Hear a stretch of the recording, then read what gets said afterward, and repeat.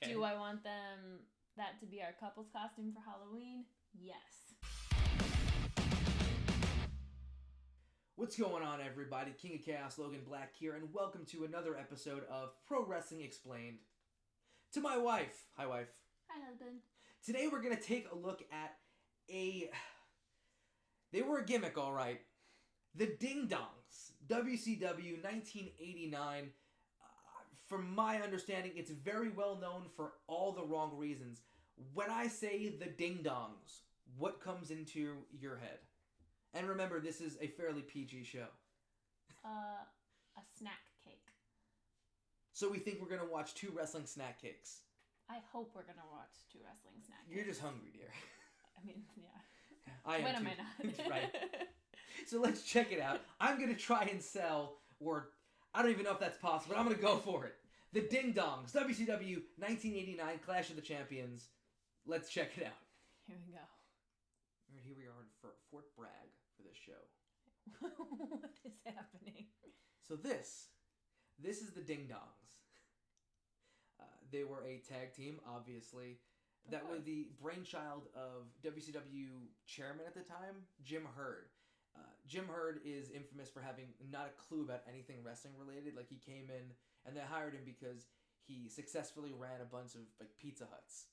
So they bring him in to do professional wrestling, and this was the gimmick that he came up with. This was his brainchild.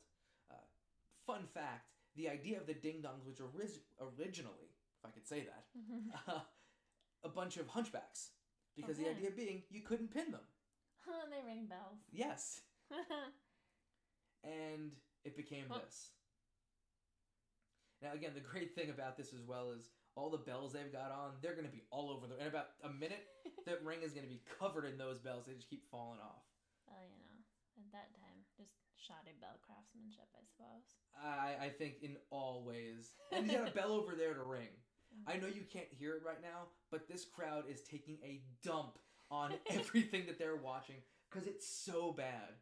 Like, it's not even like these guys were both, super talented workers that they could cover up the fact that they were dressed like jackasses. Just watch. Their timing is off on so much. Yeah. That was a decent arm drag.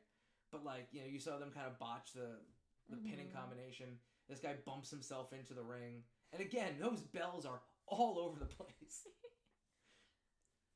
Snazzy costumes, though. I'll give him that. So imagine being a fan right there in one of the first couple rows, and you see these guys wrestle, and the whole time they're just ringing a bell in the corner. How are you supposed to like them? They're supposed to be good guys. Right, exactly. I mean, I don't necessarily think of them as bad guys either. They're just kind of there. Just bad wrestlers. Yes, definitely that. You know what I'm saying? The timing is off for them on absolutely everything. I'm sure there were two green guys who just, wanted an opportunity and were able to get it, but, we're saddled with literally the worst gimmick. I know most masked wrestler gimmicks, being a nerd and all that stuff. I couldn't tell you who these guys are. I don't even know if anyone knows who they are. And I guess that's good for them. Please don't let this be the finish. All right, great. Again, those bells are everywhere in that ring. Boop. Fun fact, the guy whose butt they're kicking right now... oof. Apparently the Do-Si-Do double team. The guy whose butt they're kicking, George South, is a well-known wrestling trainer, trained both Caleb Conley and Cedric Alexander. And plenty of other North Carolina talents. Zane Riley as well. Good old headbutt. Again, if you notice all the moves these guys are doing, besides that drop kick, the little, clap behind the head thing, you know what that move is called? No. A bell ringer. Oh, so clever. Could you just imagine you're sitting there with these two guys, right? Your gimmick is that you ring a bell the whole match, you wear bells, and the majority of your offense is bell ringers. So, do you just quit wrestling at that point? It's very possible they did. As we saw George South hit him with the infamous nutsack to the top of the head move. The guy gave himself a DDT. And now he's back in and ready to go. Again, the crowd right now almost kills himself. Crowd is taking a fat dump on everything. They hate this. I can't imagine why. And again, at every opportunity, these guys had to go out there and do this. They're ringing the bell, and crowds are hating on it. I think they only lasted like 3 or 4 matches. Yeah. It was a really, really bad idea. One of Jim Herd's other ideas that Ric Flair shit on, because he hated Flair, was he wanted Flair to cut his hair, put an earring in his ear, and call himself Spartacus.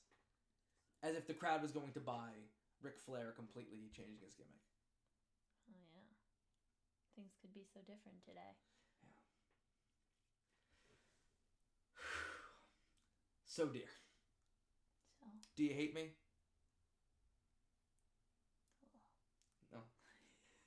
Is that is it all related to the ding dongs, or do we not handle that right now? What are your feelings on the ding dongs? Do I want to watch another one of their matches? No. Okay. Do I want that to be our couple's costume for Halloween? Yes. It's going to take a lot of convincing to make that happen. I'm just worried we're going to lose those bells literally everywhere. I mean, I have confidence in my crafting abilities. But I also have confidence in the fact that our cats are going to go and find those bells, and we're never going to sleep again. Oh, that's a fair point. Okay. So, that's a yes or a no on the ding-dongs.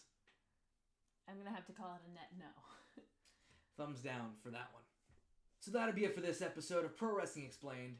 To my wife, you can check me out on all social media, King of Chaos NYC, and then jump in, follow the entire family of social media for the Year One Wrestling Podcast, Facebook, Twitter, Instagram, at Year1Pod. What about you, dear? You can follow me on Instagram at Banana Lunch. No, there are no bananas. No bananas. But until next time, guys, love each other, love yourself, love pro wrestling.